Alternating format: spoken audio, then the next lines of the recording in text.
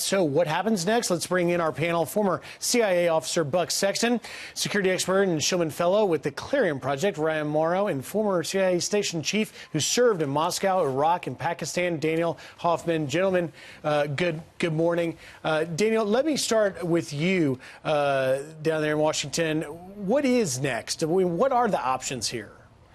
Well, there are probably three options that are out there. The first is another military strike or series of military strikes against Syria's chemical weapons facilities and storage facilities. But there are also a couple of other options. One is to try to create safe zones to protect the population. And then third, we could get some skin in the game and restart the support that we used to provide to the Syrian Democratic Forces. When I was chief of the Middle East operations at CIA a few years back, and we were considering all the threats resulting from this petri dish that is Syria now. We all believed at the time that to get to dealing with those threats, you needed to remove Assad. In order to do that, you've really got to help some of the opposition on the ground, and that's not what we're doing right now. Buck, you have some familiarity with this. Walk us through how this decision will be made, because clearly there will have to be a larger plan. Well, the consequences of this initial strike also have to be seen. We don't really know exactly how particularly Russia and Iran will respond to this. And I think that one of the big tensions right now that President Trump is dealing with is the fact that his base does not want, and I think quite honestly the American people don't want, a deeper involvement in Syria. It's one thing to enforce a red line. I think messaging by missiles has its uses, but we shouldn't start to think that this is going to be easier for us going forward if we get more deeply involved. And many of the different parameters that are out there right now, many of the different options that we could utilize, I think that honestly it's too late in the game for them to be effective, and we don't want to take out the Assad regime because we don't know what would follow it. And that really puts a major problem in the midst of all of our strategic concerns. Ryan, what do you say to the fact that, we're sending a message now after this second strike over there that you're not going to like what comes next if you don't stop? Is that going to be enough?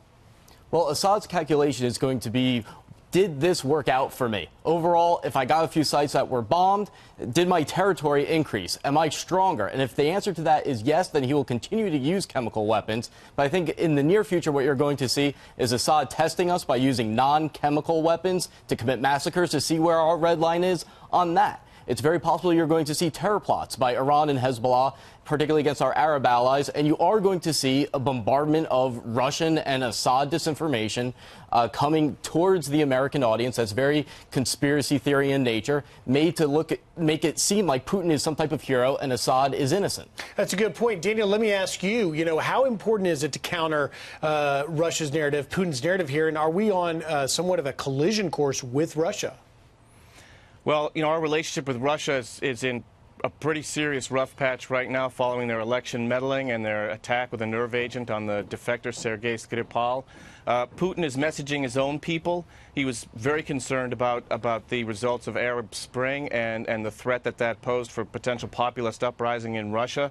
I've listened to the Russian news media today, and they're characterizing this attack by the United States, France, and the UK on Syria. It's just a violation of Syria's territorial integrity. That's where Vladimir Putin and the Russians are coming out on this. It is of vital importance for us to continue this battle of ideas. The president, I thought, spoke eloquently last night. Ambassador Nikki Haley has likewise delivered a strong message. But I'd like to see something as well from our allies in the region, starting with Turkey. Buck, let me ask you, just broadening this outside of the Assad axis, if you will, North Korea. What message does this send to North Korea? The president obviously looking next month to sit down with Kim Jong-un.